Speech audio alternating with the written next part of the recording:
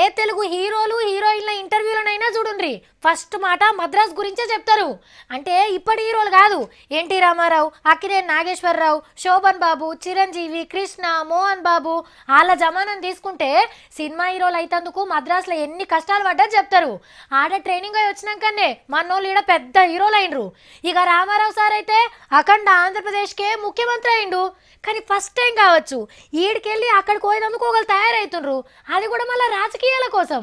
రాములమ్మ రాజకీయం 2 number cinema shooting జోరుగా నడుస్తుంది.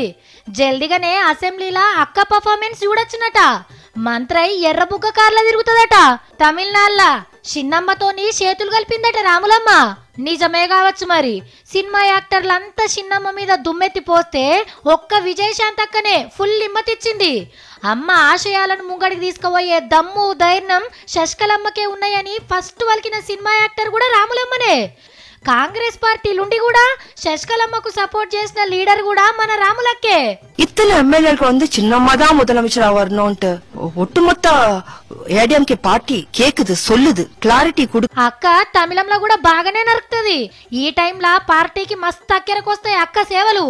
ఎందుకంటే తమిళనాడులో ఖద్దర్ బట్టలు వేసుకునేటోళ్ళ కంటే మేకప్ రుతుకునే యాక్టర్లు యాక్టర్ అమ్మలకే ఫ్యాన్స్ ఎక్కువ.